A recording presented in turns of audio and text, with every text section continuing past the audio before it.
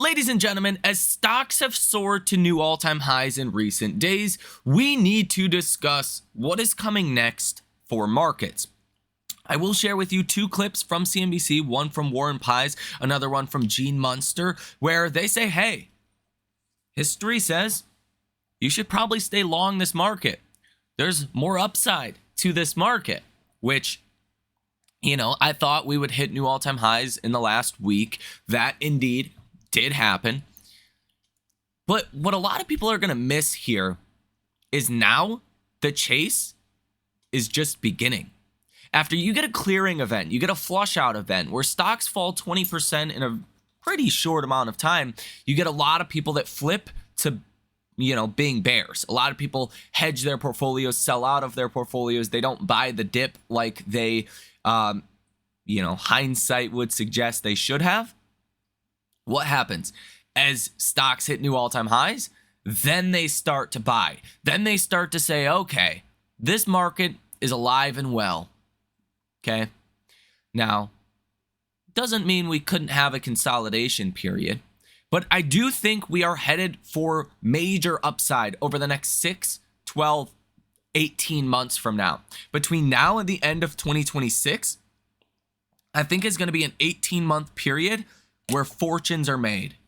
Why? Because I think we're about to have an AI super cycle. From the perspective of AI is here. There's a lot of AI disbelievers out there. There's a lot of AI stocks that are not trading like AI stocks. A lot of them in the smaller cap, field. Something like Tesla. It's not really trading like an AI stock.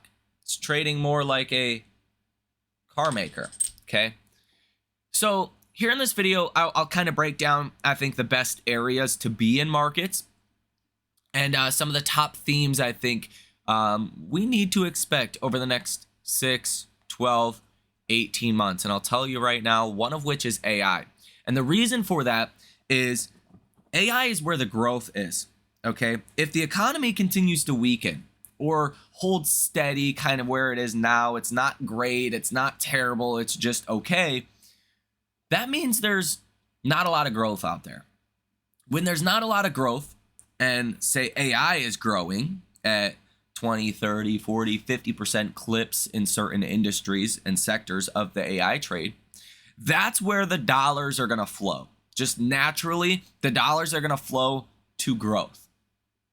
Now, another big theme here is rate cuts. We're expecting 8 to 9 rate cuts between now and the end of 2026. I think that's going to bode really well for small caps and AI stocks. Specifically, small cap AI stocks. I think that is probably the best area to possibly be in right now from a risk to reward perspective. A lot of those small cap AI stocks, some of which we have recently bought in the trading community. Check out the link down below in the description of this video, one of which is disrupting a $30 trillion industry.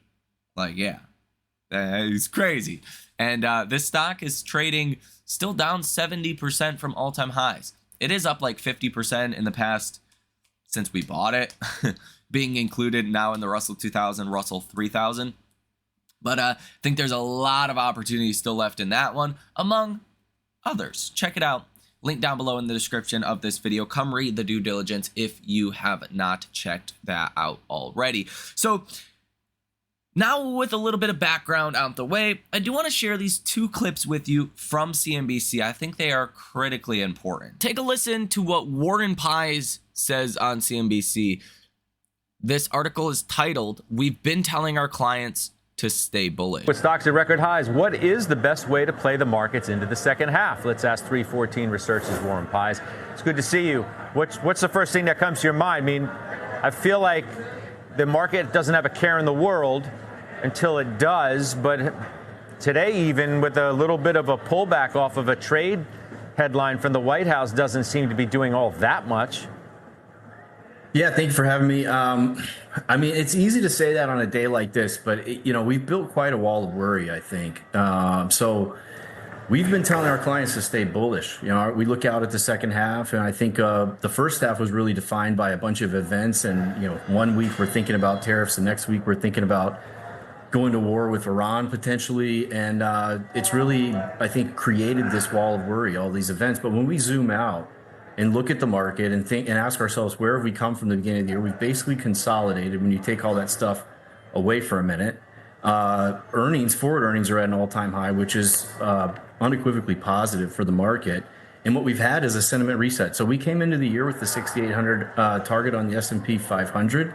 Our big concern was sentiment. We thought we needed a 10% correction in the first half to reset sentiment. And we see that now. Strategists have dialed down their targets. And I think we're clear sailing, at least as much as you can be in these markets for the second half. Are better earnings than expected? Is that what at the end of the day will define the second half in the market? And in some respects, it has to, correct? Yeah, I mean, I think that's the bet, right?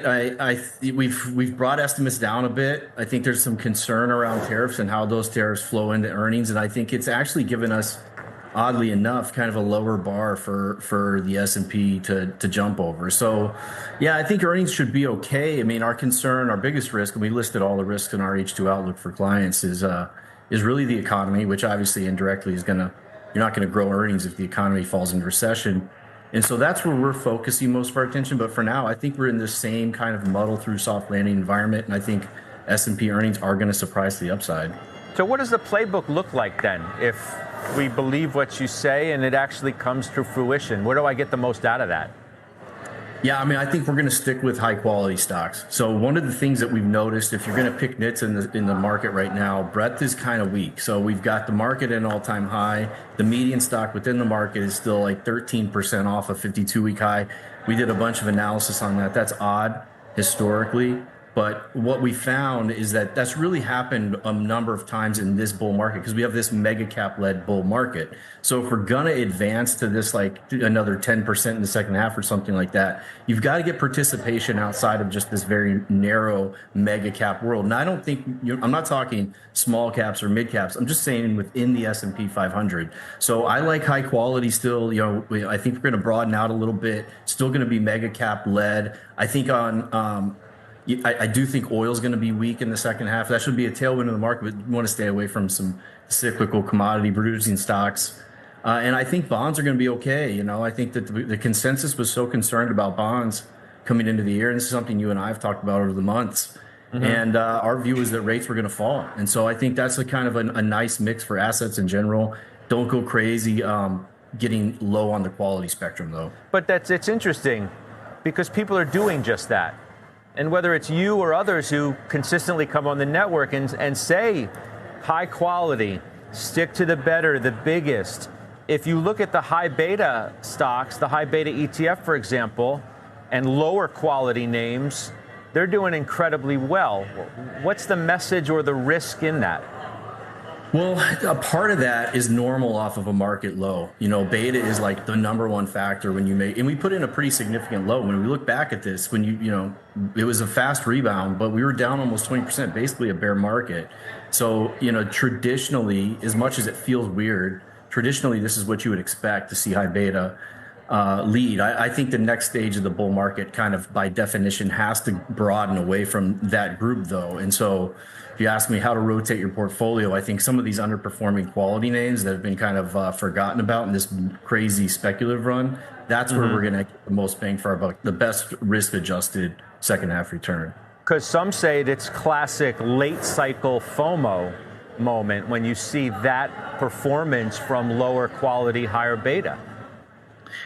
Yeah, I mean, to me, I would push back against that a little bit. When we study cycles and factor performance, actually low quality leads off market lows, and we had a market low. I think this is part of that wall of worries that you have a pretty big consensus that doesn't recognize the event that we just went through. We went through a real important clearing event where we came in over optimistic. Maybe I think more of what we saw around the peak in November, where we had small caps, people were trying to buy small caps and stuff like that after the election, that looked like toppy behavior to me. And now what we've had is a washout and no one wants to believe what's happening. But in fact, I think this high beta leadership is a little bit like what you'd see off of a major market low. And so that tells me that we're still, as crazy as it sounds, like maybe in mid innings for this ongoing bull market. Wow. All right. We'll leave it there. Warren, thanks. We'll see you soon. I want to share this clip with you from Deepwater's Gene Munster. He says we're still in the very early stages of AI. So, yeah, clearly this is something I think you need to see. In the second half. Joining us now, Gene Munster, managing partner at Deepwater Asset Management. Gene, it's great to have you on. Hi, Morgan. What's it going to take for Apple to rally here? I think it's going to take optimism that the new Siri is going to crush it. And after WWDC, that was the clear message from senior management. They basically went on a media blitz to tell people, judge our AI chops on what that new Siri is going to look like. And I think that for investors getting more confidence that they're making progress towards that, that's what this year is all about. I would also mention that there's this added benefit, the fact that they've essentially reset the bar. Don't expect anything from us about AI over the next year. The fact that they've reset that bar, I think it really does lower what some of investors' expectations are for Apple and AI the next year. In other words, that low bar, I think, can be positive for the stock in the back half of the year. And I think investors are kind of processing that piece, how much room to give them. There's one other piece that rarely gets talked about, is the iPhone numbers have come down pretty dramatically over the past 6 months. If we rewind to late last year, investors were generally looking for about 6% iPhone growth this year and about 8% next year. Now it's about 1% and 4%.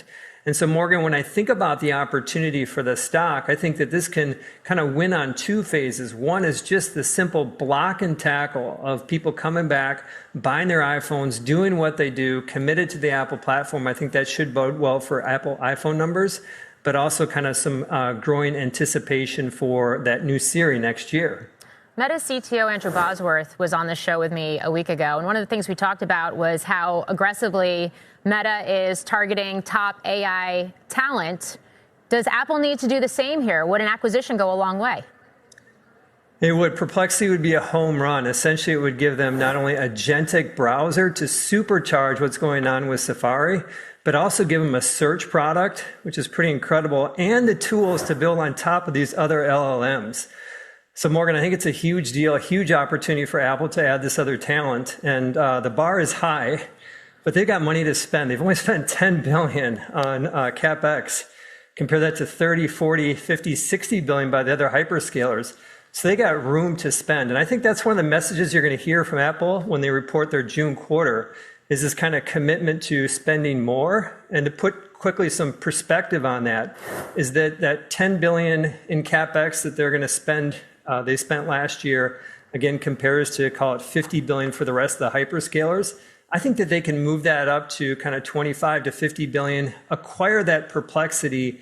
That would be a home run, I think, in terms of not only the fundamentals of the business, but also in terms of what it could do to investor psychology. And so I kind of think about that hiring piece. I think this Perplexity is just a really underappreciated opportunity, particularly around what they could do with search and essentially replace Google in that arrangement. That would be a really powerful opportunity in the midst of this FTC pressure around that relationship. And so there's a lot of levers Apple can play. I understand that they haven't delivered. Clearly, they haven't delivered. But if you look at all the tools, they've got time, and I think they've got the resources to really turn the tide around AI. So mega cap tech ex Apple, we'll say, has had a very good run here. Does that continue? I think it does. And at Deepwater, we're of the belief that ultimately that we're still in the very early stages of AI. I just want to put some quick context. I think that the mega caps are going to continue to do well. I think the real outperformance in the back half of the year is going to come from some smaller names. And if we use a benchmark, the LOUP, which is it's our Frontier Tech ETF, as a benchmark of kind of the sub $500 billion companies, just over the past 3 weeks, that's up 7%, outperforming the Mag 7, which is up 6, and the NASDAQ up 3. So, Morgan, I think investors can sleep well at night owning these big companies, but also kind of think about shifting to some of these smaller cap ones that are capitalizing on what still is early stages of AI. Hard to believe, but I still think we are in the nascent phases, and I think these smaller companies are going to have an outsized benefit. Quick rundown of my expectations over the next 18 months. I've said it before, and I will say it again here on this channel. from a growth perspective in the economy, it's going to be okay. It's not going to be recession, but it's not going to be booming either. At least not between now and the end of 2026, in my view. I don't think you're going to have inflation. I think you're going to get 9, 10 plus cuts between now and the end of 2026. 10-year treasury yields are going to come down a lot. That's going to help boost valuations in markets. Hopefully you have peace on a global scale. You have deregulation. You have a focus on AI. That's in a bigger picture, that is a great backdrop for stocks. That is something you want to invest in, not run away from. And that's why I think by the end of this year, the SPY could be 700. I think by the end of next year, you could be pushing over 800 on the SPY. And I think that means a lot of those small cap names, a lot of those small cap names specifically, could be trading much higher than where they are today, because businesses, they're cutting back on, certain things, but they're not cutting back on AI spending because the AI opportunity is just too massive to, not go all in on AI. That is where I want to position as of right now. So let me know your thoughts on all of this down below in the comment section. Ladies and gentlemen, have a great rest of your day, and I will see you in the next one.